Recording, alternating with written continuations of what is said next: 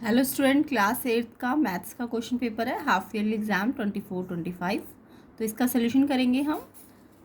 तो इसका section A हमने कंप्लीट कर लिया है, इससे प्रीवियस पार्ट में चेक कर लेना, लिंक डिस्क्रिप्शन में है। तो सेक्शन ए और बी आपको पार्ट 1 में मिल जाएगा। आज हम इसका सेक्शन सी और डी करेंगे।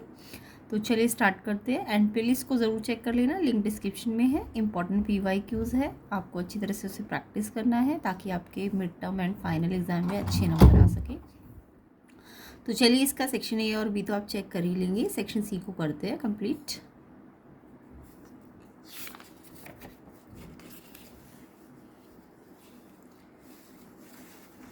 तो ये सारे क्वेश्चंस के आंसर आपको सेक्शन ए में मिल जाएंगे, ऑलरेडी सॉल्व्ड है डिटेल सोल्यूशन के साथ।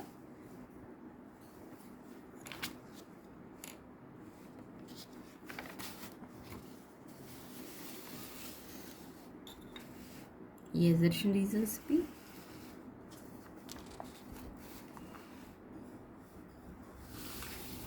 सेक्शन बी भी सॉल्व्ड है, चेक कर लेना। सेक्शन सी को आज हम करेंगे। तो देखिए सेक्शन सी का क्वेश्चन 3 मार्क्स का होता है। तो फर्स्ट क्वेश्चन है इसमें 26, what least number must be added to 5607 to make the sum of perfect square, find the perfect square and its square root। तो यहाँ पे हमको बोला है कि 5607 में क्या ऐड करें, कौन सा छोटा नंबर ऐड करें कि ये जो भी आंसर आएगा ऐड करने पर वो एक परफेक्ट स्क्वायर हो जाए। और फिर बोला है उसका परफेक्ट स्क्वायर भी निकालो और स्क्वायर रूट भी निकालो। तो यहाँ पे जब भी क्वेश्चन स्क्वायर रूट में परफेक्ट स्क्वायर रूट में एडेड वाला में आता है तो आपको जो स्क्वायर रूट आपको पता है ना 2 मेथड से निकलता है। एक तो आपका प्राइम फैक्टर में, वैसे तो 3 मेथड होते हैं। एक तो रिपीटेड सब्ट्रैक्शन मेथड जिसमें आप ऑड नंबर्स को माइनस करते जाते हो।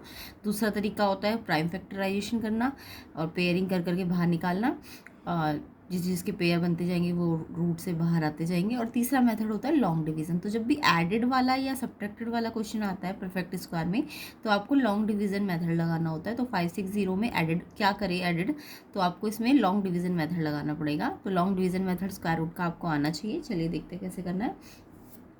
तो यहाँ पे मेरे पास क्वेश्चन 26 का सेक्शन सी का क्वेश्चन देखेंगे। 5607 ना एक परफेक्ट स्क्वायर नहीं है, वो तो हमें दिख ही रहा है, लास्ट में 7 है तो 7 किसी का भी यूनिट डिजिट अगर 7 है तो वो परफेक्ट स्क्वायर तो हो ही नहीं सकता है ना। तो इसको परफेक्ट स्क्वायर बनाने के लिए क्या ऐड करें, ये क्वेश्चन है आपका। तो लॉन्ग डिवीजन मेथड से स्टार्ट करेंगे।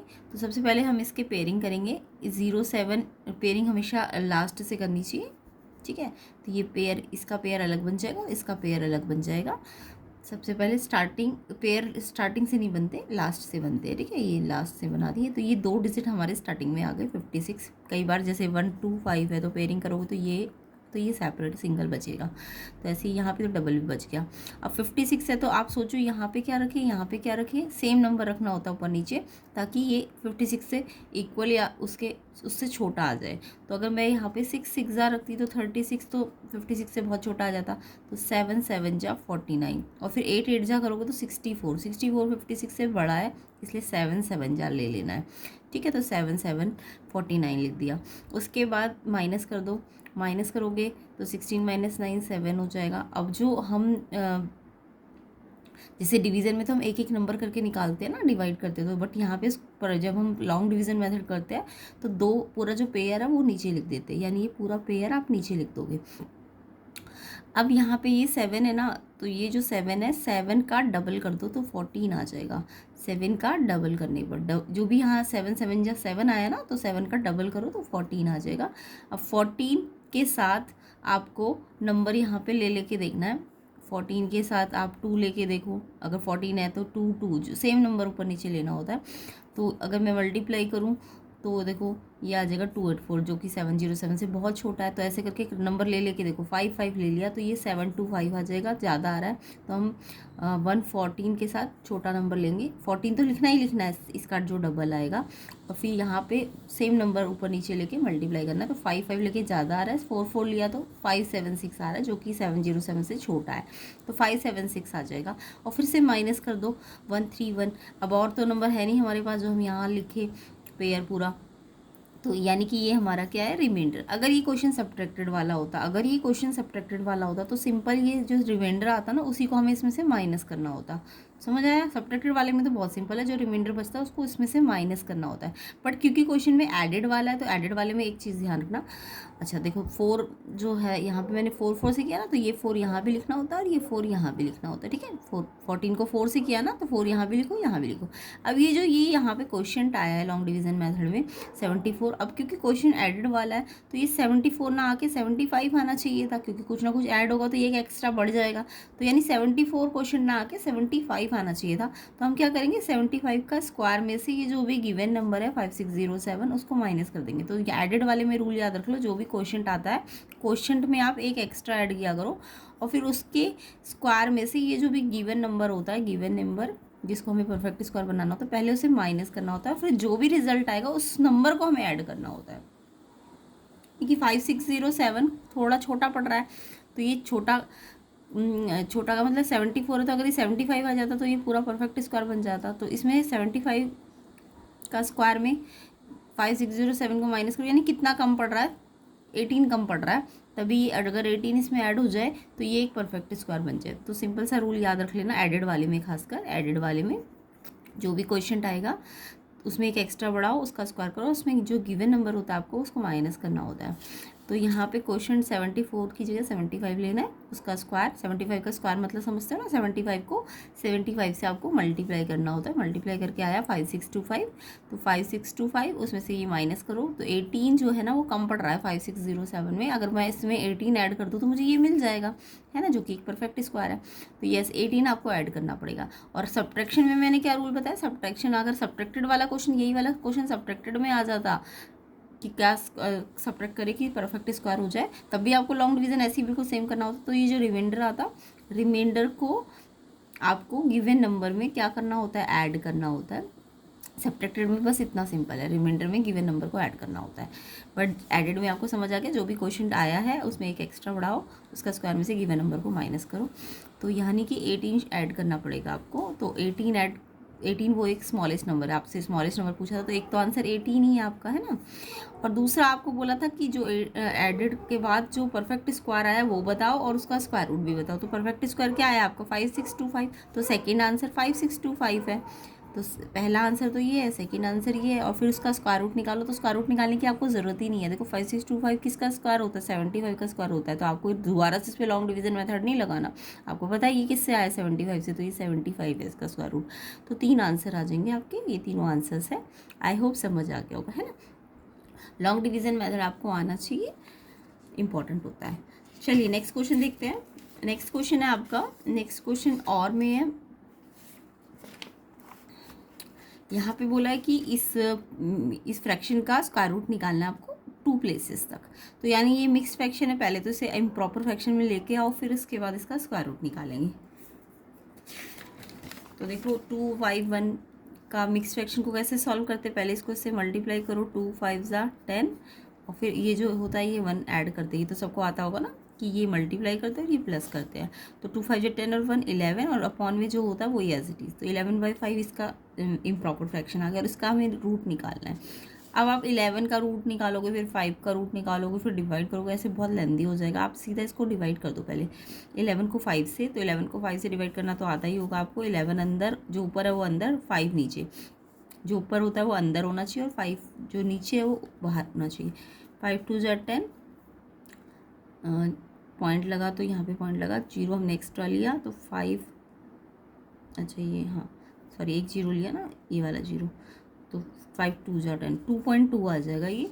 तो 2.2 का रूट निकालना है आपको। तो 2.2 का, अब देखो 2.2 डेसिमल नंबर है, उसका स्क्वायर रूट निकालने के लिए मेरे को लॉन्ग डिवीज़न नहीं लगाना पड़ेगा। बस ध्यान रखना, जब डेसिमल वाले नंबर होते हैं ना तो उनका लॉन्ग डिवीज़न करने के लिए हमें पेयर बनाने होते हैं। अब मैंने पेयर में एक रूल बताया था अभी आपको कि अगर वो बिना पॉइंट वाला नंबर है तो पेयरिंग आपको लास्ट से करनी होती है ना। मान लो ये है तो ये लास्ट से पेयर बनाने होते हैं, ये अलग और ये सिंगल बच गया। बट अगर आपका पॉइंट है तो पेयरिंग में रूल थोड़ा समझो। देखो पॉइंट के बाद वाले नंबर है उनकी पेयरिंग तो आपको आगे से बनानी है, लास्ट से नहीं बनानी। ये पॉइंट के बाद, देखो मान लो पॉइंट के बाद अगर 4.728 ऐसा कुछ नंबर हो मान लो, तो पॉइंट के पहले वाली रूल तो वही है जो अभी पहले मैंने बताया था कि पॉइंट के अगर पहले कोई नंबर है तो लास्ट से पेयरिंग करो, इसमें से एक पेयर और एक ये बचेगा। बट पॉइंट के बाद अगर कोई नंबर है तो उसकी पेयरिंग लास्ट से नहीं करनी होती, स्टार्टिंग से करनी होती है, ये रूल याद करो, ठीक है। पॉइंट के बाद वाले नंबर्स की पेयरिंग शुरू से बनानी होती है, मतलब लेफ्ट साइड से बनानी होती है। फिर ये राइट में 8 एक बचा तो एक 0 लग जाती है। लेकिन यहाँ वाले में वही रूल है कि पेयरिंग आपको आगे से ना बना के लास्ट से बनानी है। तो पॉइंट के बाद वालों का तो रूल सेम है कि लास्ट से पेयरिंग करनी होती है, बट पॉइंट के बाद वाले नंबर जो होते हैं उनकी पेयरिंग आगे से करनी होती है। ये समझ आ गया आपको? अब इसमें भी मैं यही रूल करूँगी। 2.2 है, अब पेयरिंग इसकी आगे से बनेगी तो आगे में ये पेयर बन नहीं रहा तो उसमें एक 0 लग जाएगी, और ये पॉइंट के आगे वाला है तो ये तो सिंगल ही है तो इसका पेयर ये बन जाएगा, ठीक है। तो वही चीज़ हमने यहाँ की है, तो इसकी पेयरिंग ऐसे करनी है। तो एक एक्स्ट्रा पेयर और ले लिया मैंने 0 वाला, पॉइंट के बाद तो कितनी भी 0 लगा सकते हो ना। तो अब यहाँ पे मैंने आपको बताया ये सिंगल पेयर, ये पेयर में नहीं आया, सिंगल बचा है, तो यहाँ पे क्या लेगी, यहाँ भी सेम ले। तो 2 1 1 जा 1, 2 2 जा करती हूँ तो 4 ज़्यादा हो जाएगा, तो मेरे को सेम नंबर लेना होता है यहाँ पे और यहाँ पे। तो यहाँ 1 1 जा 1 लेने पे, क्योंकि 2 2 जा 4 में ज़्यादा आ रहा है, 2 4 से ज़्यादा है, सॉरी 2 कम है 4 ज़्यादा है। तो यहाँ 1 1 जा 1 आ गया, फिर माइनस करते हैं 1 आया, फिर पूरा पेयर लेते हैं नीचे, एक नंबर नहीं पूरा पेयर लेते हैं नीचे। अब 120। अब देखो मैंने आपको क्या रूल बताया, जो भी यहाँ 1 1 जा 1 आया है ना तो उसका डबल करके यहाँ पे लिखो। डबल कितना होता है 2, 1 का डबल करोगे तो 2 आएगा। अब 2 के साथ क्या रूल बताया आपको, 2 के साथ जो यहाँ वही वहाँ इससे छोटा आ जाए या इसके बराबर आ जाए। तो यहाँ पे अगर मैं 3 लेती हूँ तो 3 3 जा 9, 3 2 जा 6, 69 तो बहुत कम आ रहा है, तो ऐसे ही 4 लेके देखो, 4 4 जा 16, 4 2 जा। अगर आप 5 लेते हो, 5 ऊपर भी और नीचे भी, तो 125 ज़्यादा आ रहा है, तो इसलिए हमें 96 लेना पड़ेगा। तो 4 यहाँ पे लिख दिया और 4 यहाँ पे लिख दिया, और क्योंकि मैंने ये पॉइंट के बाद वाले नंबर लिए ना पॉइंट के बाद, तो यहाँ भी मैंने पॉइंट लगा दिया। अब यहाँ पे 96 को फिर माइनस करोगे तो 24 आएगा। फिर से एक पूरा पेयर, क्योंकि अप टू 2 डेसिमल प्लेसेस करना भी एक ही आया तो ये वाला भी करना पड़ेगा, तो पूरा पेयर नीचे लिखो। अब यहाँ पे भी वही रूल लगाओ कि ये जो 14 आ गया, आप कितना है, आप 1 नहीं आप 14 है, तो 14 का डबल करो 28। फिर 28 के साथ आप यहाँ पे नंबर रख रख के देखो, अगर मैंने 8 रखा तो ये 2304 आ रहा है। अगर मैं इसमें 28 के साथ 99 रखती हूँ तो मेरा 2601 आ रहा है। तो ऐसे कर करके देखना है आपको, यानी जो आ चुका है ना यहाँ पे 28, उसके साथ ऊपर नीचे सेम नंबर रखो और करके देखो तो इससे छोटा आ जाए या इसके बराबर आ जाए। तो ये 9 पे तो ज़्यादा आ रहा है, 8 पे सही आ रहा है 2304। अब फिर आपने माइनस करना है, तो माइनस करके 96। अभी ये देखो 2 डेसिमल प्लेसेस तो आ गए, बट मुझे थर्ड को भी चेक करना है। कई बार यहाँ पे 5 या 5 से ज़्यादा होता है तो ये वाला जो डेसिमल होता है बढ़ जाता है ना, एक नंबर बढ़ जाता है, तो यहाँ पे भी इसको मुझे एक बार और करना पड़ेगा। तो 10 - 4 6 9, फिर एक पेयर पूरा मैंने फिर से लिया 00। अब यहाँ पे मैंने चेक किया, देखो पहले तो 14 था तो मैंने इसका डबल 28 किया। अब मेरे पास 48 था ना, मेरे पास 148 है, क्योंकि 8 से मैंने मल्टीप्लाई भी तो कर दिया। तो 148 का डबल करो तो ये 296 है। अब 296 के साथ सेम नंबर ऊपर नीचे लो, तो ये आ गया 8889। अगर मैं 4 लेती हूँ तो ये इतना आ जाएगा, यानी कि मेरे पास 9600, तो ये वाला आना चाहिए, तो यानी 3 3 लेना पड़ेगा, 3 यहाँ भी 3 यहाँ भी। तो यानी कि आपको दिख रहा है कि थर्ड डेसिमल प्लेस पे 3 है, 4 होता है तो ये चेंज नहीं होता, बट 5 होता है तो ये 9 बन जाएगा, है ना, ये रूल तो आपको पता ही होगा। तो क्योंकि ये 3 है तो ये एज इट इज़ रहेगा 1.48, तो इसका स्क्वायर रूट ऐसे निकल जाएगा। तो I hope long division method आपको डेसिमल वाला भी समझ आ गया। कमेंट करके ज़रूर बताना, वीडियो को शेयर करना ज़्यादा से ज़्यादा, कम से कम 1000 लाइक्स मिलने चाहिए। इसका फर्स्ट पार्ट आपका ऑलरेडी सॉल्व है डिटेल सॉल्यूशन के साथ, एंड ये मैं सॉल्व करवा रही हूँ, तो कम से कम 1000 लाइक्स मिलने चाहिए ताकि सेक्शन ई को मैं कंप्लीट कराऊँ जल्दी से जल्दी। और डिटेल सोल्यूशन है, प्लेलिस्ट को ज़रूर चेक करना। कंसेप्ट के साथ आपको PYQs मिलेंगे जो कि आपके फाइनल एग्जाम और मिड टर्म एग्जाम के लिए बहुत इंपॉर्टेंट है। आपको 4-5 क्वेश्चन पेपर करने से ही सारे कंसेप्ट समझ आ जाएंगे, तो अच्छी तरह से प्रैक्टिस ज़रूर करना। चलिए नेक्स्ट क्वेश्चन पे आते हैं, क्वेश्चन 27 पे। तो 26 के दोनों स्क्वायर रूट निकालने आपको आ गए होंगे। नेक्स्ट करते हैं।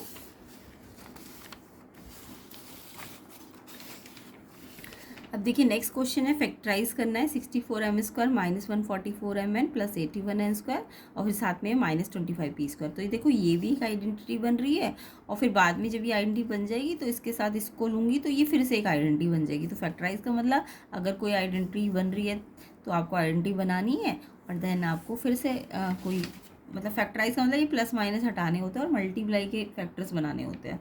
तो यहाँ पे सिंपल सा है, या मुझे दिख रहा है ये A² बन सकता है, ये B² बन सकता है और ये 2AB बन सकता है। अभी देखो ये एम पे स्क्वायर है, 64 पे स्क्वायर नहीं है। अगर 64 पे तब होता अगर ये 64 एम पे ऐसे ब्रैकेट लगी होती, तो ये इस पे भी होता और इस पे भी होता, बट अभी जस्ट ये एम पे स्क्वायर है।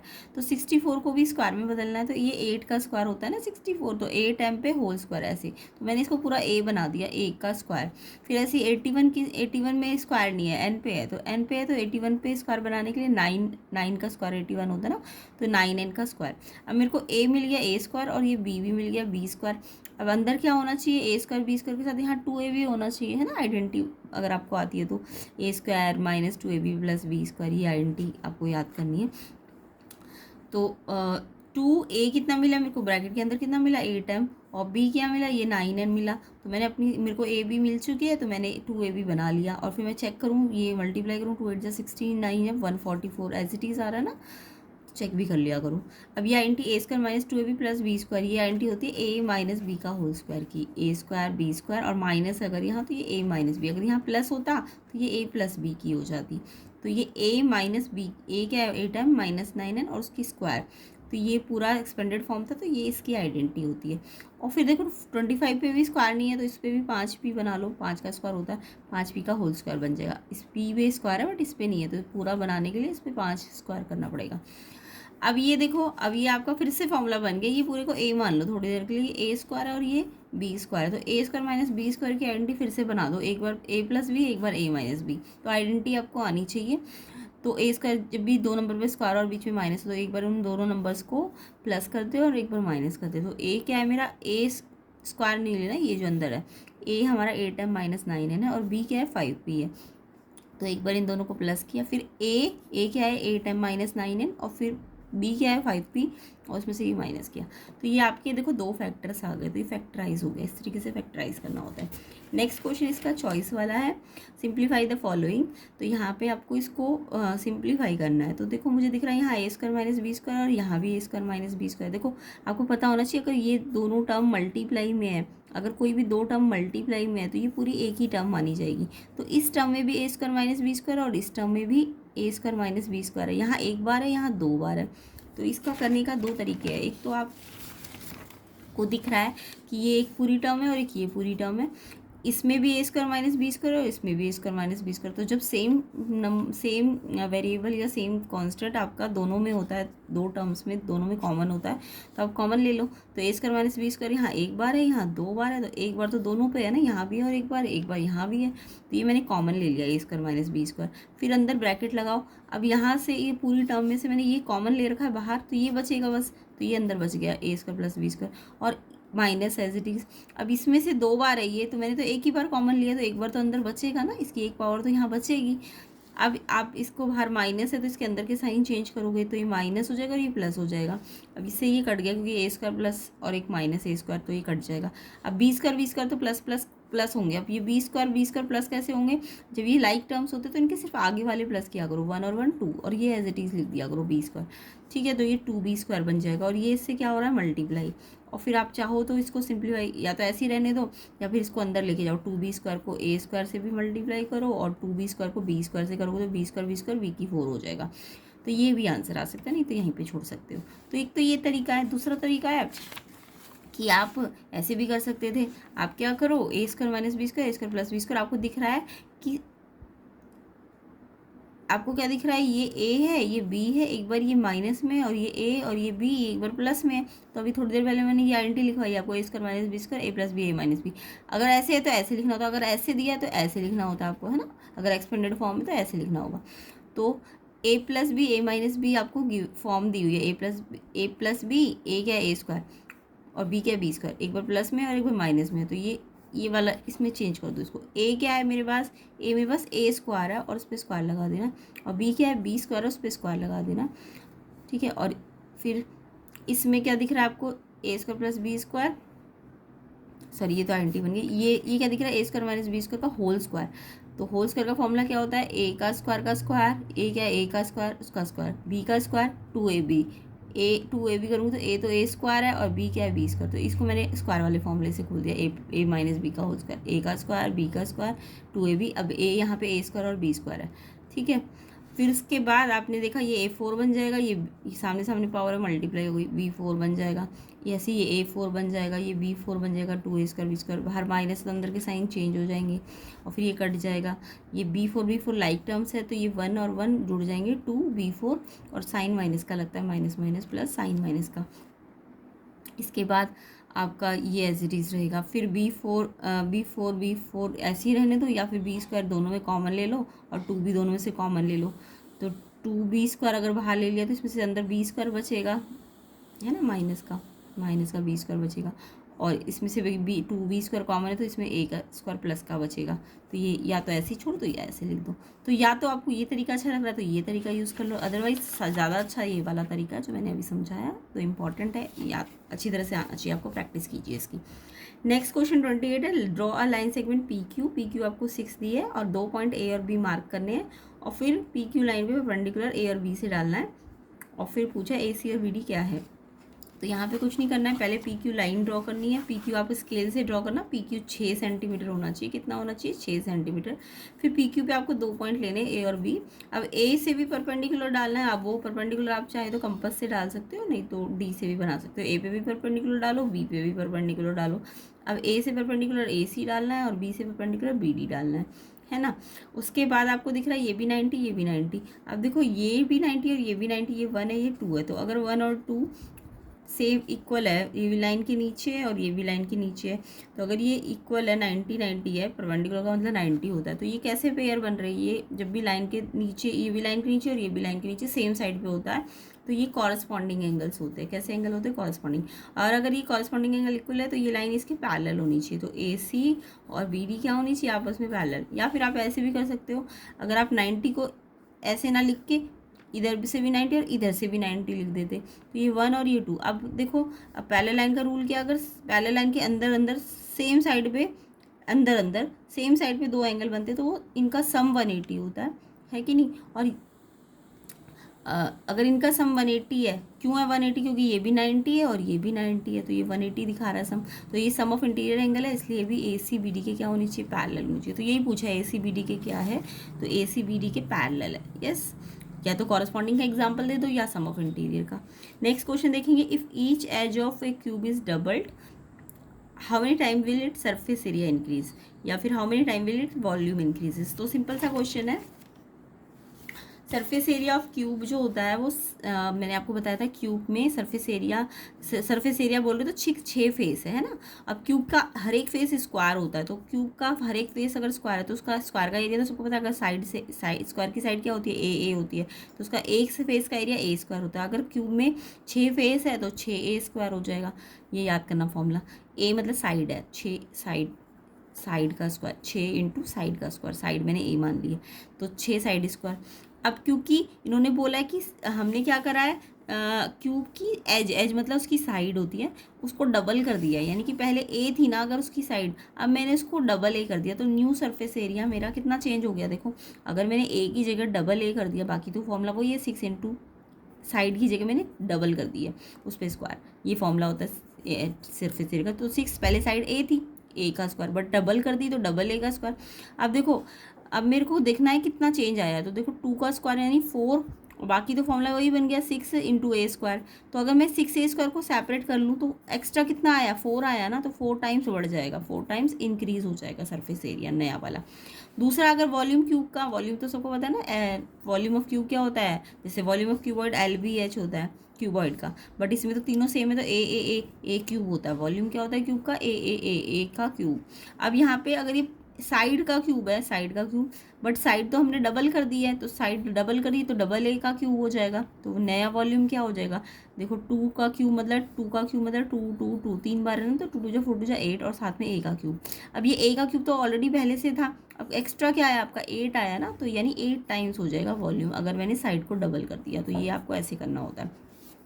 नेक्स्ट क्वेश्चन देखेंगे, एक ट्रेन है जो 360 मीटर लॉन्ग है, वो उतनी स्पीड से चल रही है, कितना टाइम लेगी अगर वो इतने लॉन्ग ब्रिज को क्रॉस करती है। तो जो देखो, ट्रेन की लेंथ भी दी है और ब्रिज की लेंथ भी दी है, तो दोनों लेंथ को आप प्लस कर दो। पहले तो इन दोनों लेंथ को आपको प्लस करना है, तो ये प्लस करके 500 मीटर आ रही है, यानी कि ये डिस्टेंस है आपकी, ठीक है, दोनों ट्रेन की लेंथ को डिस्टेंस मान लो। अब स्पीड आपको 45 किलोमीटर पर आवर दी है, देखो ये किलोमीटर पर आ रहा है जबकि ये मीटर में दिया है, तो आपको पता है ना रूल किलोमीटर पर आ रहा है, बट ये मीटर है अगर डिस्टेंस, तो आप इसको भी मीटर पर सेकंड में बदला करो। तो किलोमीटर पर आर को मीटर पर सेकंड में बदलने के लिए सिंपल सी ट्रिक याद करा करो, 5/18 से मल्टीप्लाई करना होता है। ठीक है, किलोमीटर पर आर को अगर मीटर पर सेकंड में बदलना है तो 5/18 से मल्टीप्लाई करना है। अब ये काट दो, 9 2 जा 9 5 जा 5 5 जा 25/2। ये तो आपकी स्पीड आ गई मीटर पर सेकंड में। ये मैंने मीटर पर सेकंड में क्यों बदली है, क्योंकि मीटर में है डिस्टेंस आपका। अब आपको डिस्टेंस भी पता है और स्पीड भी पता है, आपको क्या निकालना है, इसका टाइम पूछा है। तो आपको पता है फॉर्मूला आता होगा, साइंस के बच्चों को तो सबको फॉर्मूला आता होगा कि स्पीड अगर डिस्टेंस अपॉन टाइम है, स्पीड अगर डिस्टेंस अपॉन टाइम है तो टाइम कैसे आएगा, टाइम को यहाँ भेज दो, स्पीड को नीचे भेज दो, तो डिस्टेंस अपॉन स्पीड क्या हो जाएगी, टाइम हो जाएगी, है कि नहीं। अब डिस्टेंस आपकी 500 मीटर है और स्पीड आपकी मीटर पर सेकंड में आपने निकाली ना, क्योंकि ये मीटर में था, तो ये मीटर पर सेकंड में इतनी आई है 25/2। अब ये फ्रैक्शन और ये फ्रैक्शन, नीचे वाला फ्रैक्शन हमेशा अगर डिवाइड हो रहा होता है तो नीचे वाला फ्रैक्शन हमेशा रेसिप्रोकल हो जाता है, तो ये 25/2 की जगह 2/25 हो जाएगा, ऊपर वाला नहीं नीचे वाला होता है। तो फिर ये कट जाएगा 25 पे 250 और 25 2 जा 50 और एक 0, 22 जा 40 सेकेंड इसका टाइम आ जाएगा। ठीक है, तो ऐसे करके इसको करना था। नेक्स्ट क्वेश्चन देखेंगे। अब यहाँ पे देखो क्यूब रूट ऑफ 216, फिर अंदर क्यूब रूट है 128, फिर अंदर क्यूब रूट है 64। ये क्यूब हटा देना, ये नहीं, ये अंदर वाले क्यूब नहीं है, सिर्फ ये क्यूब रूट में क्यूब है, बट ये वाले 3 नहीं है। अब देखो इसको सॉल्व कैसे करना है। यहाँ पे आपको क्या दिख रहा है, एक क्यूब रूट के अंदर दूसरा क्यूब रूट, फिर उसके अंदर एक और क्यूब रूट है ना। तो पहले मैं सबसे पहले अंदर वाला क्यूब रूट सॉल्व करूँगी। तो देखो 64 आपको पता है 4 की पावर 3 होता है, और ये क्यूब रूट का मतलब समझते हो 1/3 पावर होती है। क्यूब रूट का मतलब क्या होता है 1/3। अगर स्क्वायर रूट है किसी नंबर पे 16 है मान लो, तो उस पर स्क्वायर रूट है, तो 16 पे कितनी पावर होती है, स्क्वायर रूट का मतलब हाफ पावर होती है। ये 2 के अंदर, इसके अंदर कुछ नहीं, 2 होता है इसके अंदर, क्रू को लिखने की जरूरत नहीं होती, तो ये हाफ पावर होती है। अगर ये क्यूब रूट है तो इसमें 1/3 पावर है, तो 64 को तो आप 4 की पावर 3 लिख सकते हो और 1/3, और आपको पता है सामने सामने पावर मल्टीप्लाई होगी, तो मल्टीप्लाई होगी अगर ये पावर 1/3, तो 3 से ये 3 कट जाएगा, तो ये 4 की पावर 1 बच जाएगा। अब ये वाला क्यूब रूट तो सॉल्व हो गया, 4 की पावर 1 आ गया, बट ये वाला क्यूब रूट अभी बचा हुआ है। अब ये इससे क्या हो रहा है मल्टीप्लाई, 128 और 4 आपस में क्या हो रहा है, ये तो 4 बच गया ना, 128 और 4 क्या हो रहा है आपस में, कुछ साइन नहीं तो मल्टीप्लाई हो रहा है, तो ये मल्टीप्लाई हो रहा है। अब आपको ये क्यूब रूट दिख रहा है ना, अब आपको ये तो नहीं, ये तो परफेक्ट क्यूब नहीं होता, 4 भी परफेक्ट क्यूब नहीं होता, तो आप पहले इसके प्राइम फैक्टर कर लो। तो 128 के प्राइम फैक्टर करोगे तो 2 कितनी बार आ रहा है, 1 2 3 4 5 6 7 बार आ रहा है ये, और 4 के करोगे तो 2 बार, 2 2 जा 4, है ना। अब ये कितने हो गए, 1 2 3 4 5 6 7 8 9। अब आपको पता है जब भी क्यूब रूट लगा होता है ना, तो आप जैसे स्क्वायर रूट लगा होता है तो पेयर निकालते हो, बट क्यूब रूट में आप 3 3 के ग्रुप बनाओ, 1 2 3 1 2 3 और 1 2 3, ये 3 3 के ग्रुप बनाने। एक 3 के ग्रुप में से एक 2 बाहर आ गया, इसमें से एक 2 बाहर आ जाएगा और इसमें से एक 2 बाहर आ जाएगा, तो क्यूब रूट का साइन हट जाता है। तो 2 2 2 एक एक 2 बाहर आ गए ना 3 3 के पेयर में से, ग्रुप में से, तो ये बाहर आ गए, तो ये वाला जो क्यूब रूट लगा था वो हट गया, बट ये वाला तो अभी भी बचा हुआ है। अब फिर से देखो ये क्यूब रूट है, तो इसके भी प्राइम फैक्टर कर लो, 6 6 6 2 16। वैसे तो प्राइम फैक्टर 2 से करना चाहिए, बट मेरे को पता है 6 6 6 3 बार आएगा, तो इसलिए मैंने 6 6 6 लिख दिया। आप प्राइम फैक्टर प्रॉपर करके देख लेना, फिर 3 3 के ग्रुप बनाना। तो यहाँ पे 216 में 6 का 3 बार ग्रुप आ गया, तो ये root square root cube root से बाहर आ जाएगा, और ऐसे इसका भी 3 का ग्रुप आ गया, तो ये एक बार जब भी ग्रुप आ जाए तो एक एक इन 3 के ग्रुप में से एक बाहर निकालो, तो ये साइन हट जाता है, तो 6 2 जा 12 आपका आंसर आ जाएगा। आई होप क्वेश्चन समझ आ गया होगा, कमेंट करके ज़रूर बताना। नेक्स्ट सेक्शन डी को देख लेते हैं। सेक्शन डी के क्वेश्चन 5 मार्क्स के हैं। तो यहाँ पे आपको x + 1/x 17/4 दिया, आपको निकालना क्या है x - 1/x। तो ज़्यादातर बार तो क्वेश्चन ऐसा सिंपल सा आता है कि x + 1/x दिया होता है और आपको निकालना होता है x² + 1/x², तब तो ये बहुत सिंपल होता है। बट अब आपको उल्टा बोल दिया x - 1/x निकालो, तो कैसे निकालना, ध्यान से देखिए इस क्वेश्चन को। तो यहाँ पे मेरे को x + 1/x दिया और मेरे को रूल पता है x² + 1/x² कैसे निकाला जाता है। तो इसको करने के लिए ना, अगर ये निकालना होता तो क्या करते मैं, इस पे भी स्क्वायर कर देती और इस पे भी स्क्वायर कर देती, तो स्क्वायरिंग बहुत साइड कर देते, क्योंकि दोनों पे स्क्वायर किया तो इक्वल सेम चीज़ की है दोनों में, है ना। तो अब इस पे स्क्वायर करने का मतलब, तो आइडेंटिटी बनाओ, क्या होती है आइडेंटिटी, a + b का होल स्क्वायर की, a + b का होल स्क्वायर की आइडेंटिटी होती है a² + b² + 2ab, है ना। तो a का स्क्वायर यानी x है, तो x का स्क्वायर, b क्या है 1/x, उस पर स्क्वायर कर दो, 1 का स्क्वायर तो 1 होता है, x पे स्क्वायर लग जाएगा। फिर 2 × a क्या है x है और b क्या है 1/x है, इसमें x x कट जाता है तो ये 2 ही बचता है, तो ये अगर इससे ये निकालना होता है x square plus 1y square तो सिंपल निकल जाता है। ये 2 जो आया है प्लस का वो यहाँ के माइनस हो जाएगा। बट ध्यान रखना स्क्वायरिंग करें तो इसका भी स्क्वायर करना पड़ेगा। 17 का स्क्वायर मतलब 17 को 17 से मल्टीप्लाई करना, तो ये 289 आएगा। 4 का स्क्वायर मतलब 4 को 4 से करना। स्क्वायर का मतलब इस पर भी स्क्वायर है, इस पर भी स्क्वायर है और इस पूरे पे होल स्क्वायर है। ठीक है, तो होल स्क्वायर तो आइडेंटिटी खोल दी और इसका स्क्वायर खोला तो ये आएगा। अब ये जो 2 एक्स्ट्रा आया प्लस का वो माइनस हो जाएगा यहाँ आके। अब आपको पता है फ्रैक्शंस बन रहे हैं और माइनस हो रहा है तो एलसीएम लेना पड़ेगा। 16 1 का एलसीएम 16 होता है, और जब ये अलग अलग होते हैं, अलग अलग टेबल में आते हैं, तो ये 16 तो यहाँ मल्टीप्लाई हो जाएगा और ये 1 यहाँ मल्टीप्लाई हो जाएगा, तो ये 289 और ये 32। अब ये देखो मैंने बोला ना जब ये दिया होता है तो ये बहुत सिंपली निकल जाता है, यानी कि यहाँ पे ये प्लस है ना, तो ये +2 आएगा तो ये -2 करके आ जाएगा यहाँ पे। तो ये मेरे को सॉल्व करके ये निकल गया मेरा, कितना आया, ये आया मेरा 257/16। बट मेरे को ये इतना सिंपल क्वेश्चन नहीं दिया, मुझको दिया क्या है, मुझे ये नहीं निकालना, मुझे निकालना है x - 1/x। अब आपको पता है x - 1/x का अगर मैं होल स्क्वायर करूँ तो मेरे पास फॉर्मूला क्या आता है, x² 1/x², 2x 1/x, यही आता है ना। तो मुझे अगर इससे ये बनाना है तो मुझे इसके साथ ये 2 माइनस में लेना पड़ेगा, इस साइड मेरे को 2 देना पड़ेगा माइनस में। बाकी तो x 1/x अगर मैं दूंगी भी तो वो कट ही जाएगा, है ना। तो मेरे को लेकिन ये चीज़ चाहिए, बट ये मुझे अभी डायरेक्ट नहीं मिल रही है, तो मैंने क्या करना है, इसके स्क्वायर को निकाल लेना। इसका स्क्वायर एक्चुअल में क्या होता है, इसका स्क्वायर और साथ में -2x 1/x। अब मेरे को दिख रहा है ये तो कट ही गया। अगर मैं इस नंबर पे ये -2 इस साइड -2 दे दूँ तो इधर भी -2 देना पड़ेगा, तो इधर -2 देने पे ये भी -2 करना पड़ेगा।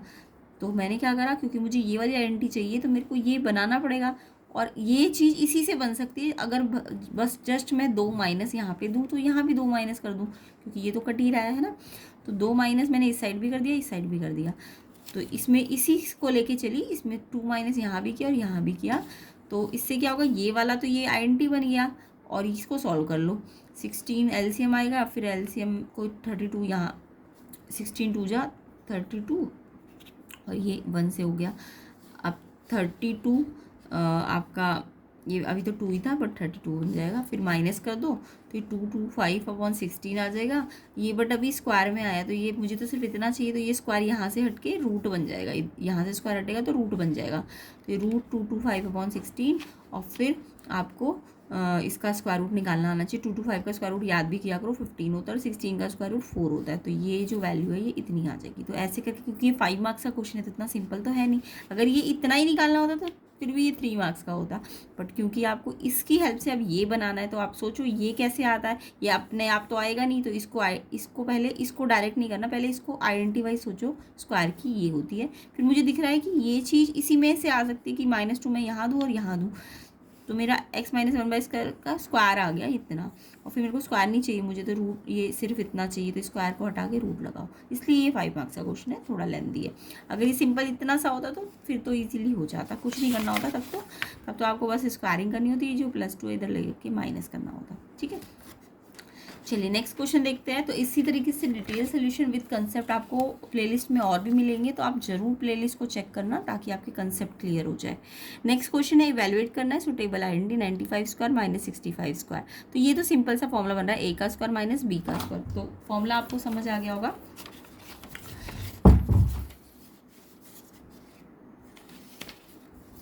तो ये फॉर्मूला तो सिंपल सा बन रहा है, ये a है, a का स्क्वायर माइनस b का स्क्वायर। a का स्क्वायर माइनस b का स्क्वायर क्या होता है, एक बार प्लस और एक बार a माइनस b, है ना।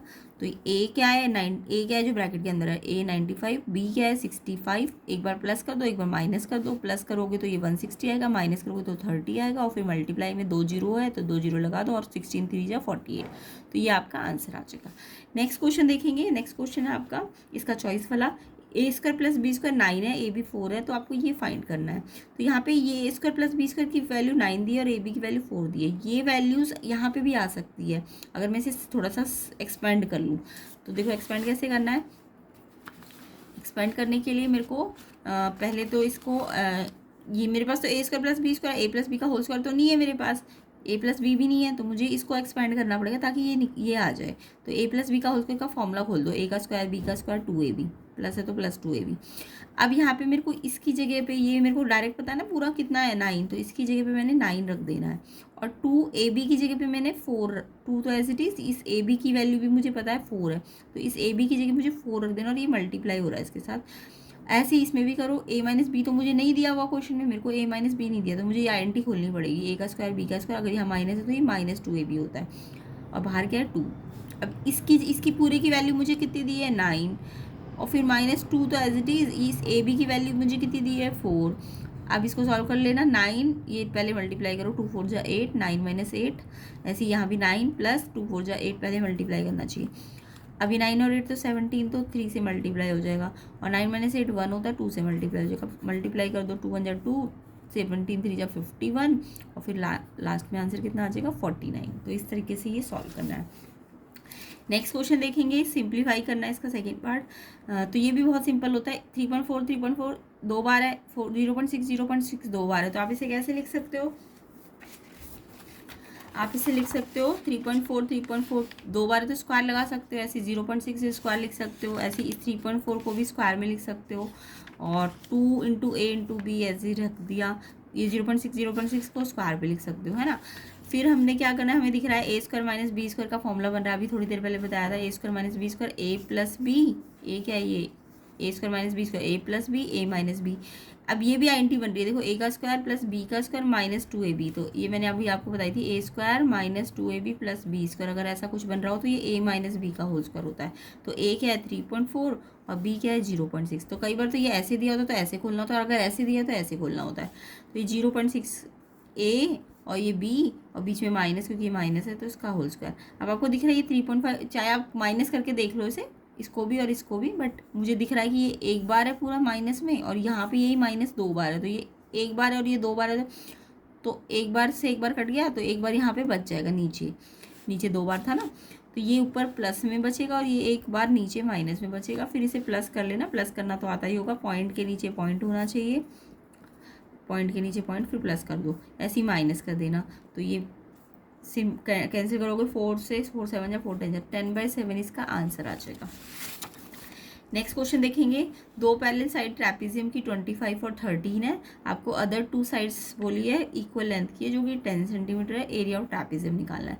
तो वैसे तो एरिया ऑफ ट्रैपेजियम बहुत सिंपल होता है, अगर सिंपल सा क्वेश्चन होता ना, half sum of parallel side मान लो सी डी और ए बी होती, ए बी और C D parallel side, into में हाइट मान लो क्वेश्चन में दी होती है ये वाली हाइट, तो हमें एरिया ऑफ ट्रैपेजियम इस फॉर्मूले से निकाल सकती हूँ। बट मेरे को क्वेश्चन में ना जस्ट इनकी वैल्यू दी है, ये पैरेलल साइड की वैल्यू दी है 13 25, और साथ ही साथ ये जो अदर 2 साइड है उनको बोला इक्वल लेंथ है 10 10, तो ये 10 और ये भी 10 दिया है। तो जब मेरे को हाइट ना दी हो सारी, बस इसकी वैल्यू दी हो, तो थोड़ा सा क्वेश्चन ट्रिकी हो जाएगा, फिर सीधा फॉर्मूला नहीं लगाना, फिर आपको क्या करना, थोड़ी सी कैलकुलेशंस करनी पड़ेगी। तो आपको दिख रहा है कि ये 13 और ये पूरी साइड 25 है, आपको ट्रैपेजियम का रूल पता है ना, ये वाली साइड इसके पैरेलल होती है, ये वाली, बट ये वाली नहीं होती है, तो ये 10 10 दी है। तो मैं इसमें एक कंस्ट्रक्शन करूँगी, मैं ना एक पैरेललोग्राम बनाने के लिए क्या करूँगी कि ये वाली लाइन के पैरेलल इस सी से एक लाइन खींच दूँगी सी ई, तो सी ई ए डी के पैरेलल हो जाएगा। अब सी ई अगर ए डी के पैरेलल है और डी सी ए बी ए ई के भी पैरेलल है ना, क्योंकि पूरा पैरेलल है, तो ये इसके पैरेलल है, तो ये ए ई सी डी जो बन रहा है, ए ई सी डी, ये एक पैरेललोग्राम बन रहा है, ये एक पैरेललोग्राम बन रहा है। अब अगर ये पैरेललोग्राम है तो जितना सी डी है उतना ही ए ई भी तो होना चाहिए, पैरेललोग्राम का रूल होता है कि इसकी अपोजिट साइड इक्वल होती है, तो जितना सी डी है उतना ए ई होना चाहिए, 10 सेंट सी डी ए ई कितना हो जाएगा, ये 13 हो जाएगा, है ना 13, और जितना ए डी होगा उतना ही सी ई भी होना चाहिए, ए डी सी, ये ठीक लिखा था, ए डी सी 10 होगा, ए डी और सी, और जितना डी सी होगा उतना ए ही होना चाहिए, तो ये 10 नहीं होगा, ये 13 होगा, इसको सही कर लेना, ये 13 होगा और ये 10 होगा, पहले ठीक लिखा था, ये 10 है, बट ये ए ई और सी डी, ए ई और सी डी 13 है ना, तो ये भी 13 हो जाएगा। तो ये बचा हुआ हिस्सा देखो, टोटल 25 है, तो ये 13, तो ये 12 बचेगा ना, इधर वाला, इधर ये पूरा 25 था, तो ये इसके बराबर है 13, तो ये जो है ये 12 बचेगा इधर की साइड। अब देखो आपको ये ट्राइंगल दिख रहा है, ट्राइंगल में ये 10, तो ये 12 आ जाएगा, क्योंकि 25 है तो ये 13 है तो ये 12 बचेगा, है ना। तो ये 10 10 12, तो ये ट्राइंगल में ना तीनों साइड जब भी आपको दियो ना तो हीरोन फॉर्मूला लगते हैं। वैसे तो हीरोन फॉर्मूला ज़्यादातर 9th क्लास में होता है, बट यहाँ पे दे दिया क्योंकि सिंपल तो ये होगा नहीं, 5 मार्क्स का क्वेश्चन है ना। तो ये आपका पहले हीरोन फॉर्मूला आपको लगाना पड़ेगा। जब भी तीनों साइड पता हो ना ट्राइंगल की, तो आप उसका एरिया निकालने के लिए हीरोन फॉर्मूला यूज़ करते हो। तो उसके लिए आप पहले सेमी पेरीमीटर निकालो। सेमी पेरीमीटर कैसे निकलता है, इसके पेरीमीटर को 2 से डिवाइड करो। तो पेरीमीटर कैसे आएगा, 10 10 12, पेरीमीटर यही होता है ना, बाउंड्रीज को प्लस करो, 10 10 12, तो 10 10 12 को आधा कर दो। अब ये आधा करके 16 आ गया। फिर हीरोन फॉर्मूला में एरिया का फॉर्मूला याद कर लेना, S S minus A S minus B S minus C. S semi perimeter कितना है 16, फिर 16 में से पहली साइड कितनी है 10, उसको माइनस करो 16 में से, सेकंड साइड भी 10 है, फिर थर्ड साइड भी 16 में से माइनस करो 12, थर्ड साइड 12 है ना। उसके बाद ये 16 माइनस 10 6 होता है, 16 माइनस 10 6 होता है, और 16 माइनस 12 4 होता है। फिर ये आपस में सारे मल्टीप्लाई हो रहे हैं। अब मल्टीप्लाई में स्क्वायर रूट को मल्टीप्लाई करके फिर स्क्वायर रूट निकालोगे, बहुत लेंदी हो जाता है, तो आप प्राइम फैक्टर कर लिया करो। 16 के प्राइम फैक्टर करो 2 2 2 2, 4 बार आ जाएगा। 6 के प्राइम फैक्टर करो 2 3 6, 6 के प्राइम फैक्टर करो 2 इंटू 3, और 4 के करो 2 इंटू 2। अब स्क्वायर रूट का रूल क्या होता है, सिंपल पेयर निकालो। स्क्वायर रूट में पेयर बाहर आते हैं, 2 2 बार है तो एक बार बाहर आ गया, इस 2 में से भी एक बार 2 बाहर आ गया, इस 2 में से भी एक 2 बाहर आ गया, इन 2 3 में से एक 3 बाहर आ जाएगा, और इस 2 में से एक 2 बाहर आ जाएगा। तो सारे स्क्वायर रूट से बाहर आ गए क्योंकि पेयर में थे। तो ये 48 इसका एरिया आ जाएगा किसका, ट्राइंगल का। तो ट्राइंगल का जब भी साइड दी होती है तो ऐसे करके हीरोन फॉर्मूला लगाया करो, तो ये ट्राइंगल का एरिया आ जाएगा। बट मेरे को ट्राइंगल का एरिया एक और तरीके से पता है। ट्राइंगल का अगर मेरे को हाइट दे दी जाती तो मैं ट्राइंगल का एक और तरीके से एरिया निकाल सकती हूँ। क्या होता है ट्राइंगल का एरिया, एरिया ऑफ ट्राइंगल, जो भी ट्राइंगल है इसका नाम है BEC। तो इसका एरिया तो मेरे को मिल गया हीरोन फॉर्मूला से, बट मैं इसका दूसरा वाला फॉर्मूला लूँगी, half into base into height.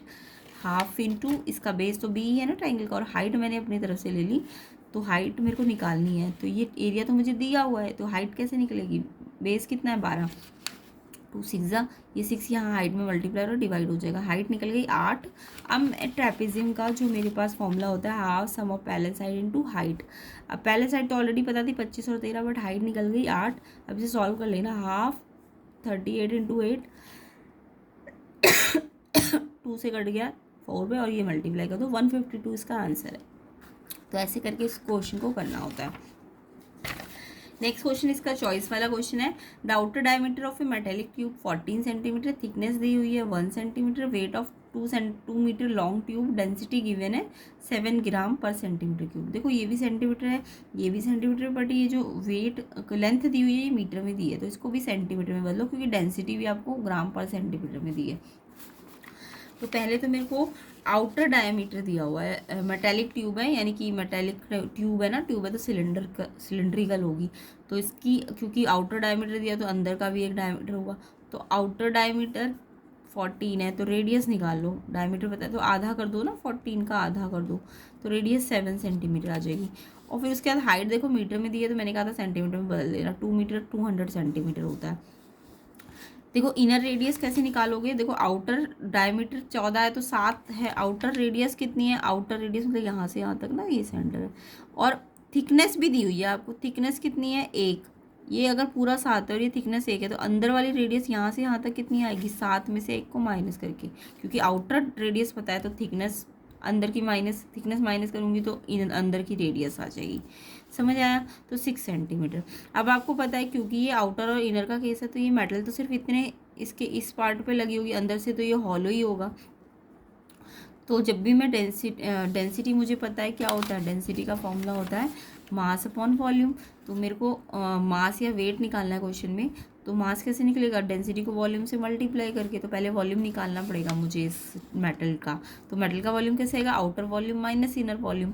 Outer volume pi r square h, cylinder है ना, तो सिलेंडर का वॉल्यूम क्या होता है pi r square h, outer r ले ली मैंने इसमें, और इनर के लिए पाई आर स्क्वायर एच, छोटी वाली आर ले लेनी है। पाई और एच तो दोनों की सेम है, क्योंकि मेटल की हाइट तो सेम ही है, तो पाई और एच बाहर कॉमन ले लो दोनों में से, अंदर इसमें से एक आर स्क्वायर बचेगा, इसमें से एक आर स्क्वायर बचेगा, दोनों की आर डिफरेंट है। बड़ा आर कितना है 7, उस पर स्क्वायर, छोटा आर कितना था 6, 6 का स्क्वायर, 7 का स्क्वायर 49 माइनस 36, 49 माइनस 36 13 बचेगा। और फिर इसको पाई की वैल्यू 22/7, हाइट कितनी दी हुई थी सेंटीमीटर में 200, और फिर इसको ये आ गया, ठीक है, ये वॉल्यूम आ गया, बट मुझे तो मास निकालना है, तो वॉल्यूम इंटू डेंसिटी, वॉल्यूम आया 22/7 इंटू 200 इंटू 13, और डेंसिटी कितनी दी हुई थी 7। तो यहाँ पे इसको सॉल्व करने बैठोगे तो बहुत लेंथी हो जाएगा, इसलिए डायरेक्ट आंसर जहाँ पे चाहिए वहीं पे मैंने सारी वैल्यूज़ ले ली। डेंसिटी से मल्टीप्लाई करोगे तो 7 से 7 कट गया, ये सारे नंबर मल्टीप्लाई होके 57200। मास किस में आएगा, ग्राम में। अगर मेरे को किलोग्राम में चाहिए तो 57.2 kg आ जाएगा, क्योंकि ये 3 नंबर के बाद डेसिमल लग जाएगा। 57.2 kg, तो ये इसका मास या वेट आ जाएगा। ओके, तो ऐसे ये क्वेश्चन करना है। नेक्स्ट क्वेश्चन,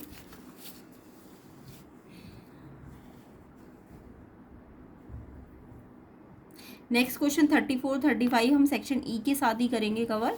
तो सेक्शन ई के सारे क्वेश्चंस हम केस बेस्ड क्वेश्चंस है, ये नेक्स्ट पार्ट में कवर करेंगे। तो वीडियो को ज़्यादा से ज़्यादा शेयर करना, ताकि नेक्स्ट पार्ट की वीडियो जल्दी से जल्दी बन जाए एंड आपको आसानी से ये कंसेप्ट भी समझ आ जाए डिटेल सोल्यूशन के साथ। तो और प्लेलिस्ट की वीडियोस को भी ज़रूर चेक करना, अगर अपने कंसेप्ट आप पूरे कंप्लीट करना चाहते हो। कंप्लीट मैथ भी है, कंप्लीट साइंस भी है, एंड प्लेलिस्ट का लिंक मैंने डिस्क्रिप्शन में डाला हुआ है, उसे ज़रूर चेक करना। और इस क्वेश्चन पेपर को बार बार प्रैक्टिस कीजिए, ताकि आपके मिड टर्म के साथ साथ फाइनल एग्जाम में भी अच्छे नंबर आए। एंड शेयर कीजिए ज़्यादा से ज़्यादा, लाइक कम से कम 1000 लाइक करें, ताकि मोटिवेशन मिले। वीडियो में नए हो, चैनल में नए हो तो सब्सक्राइब ज़रूर कर लेना।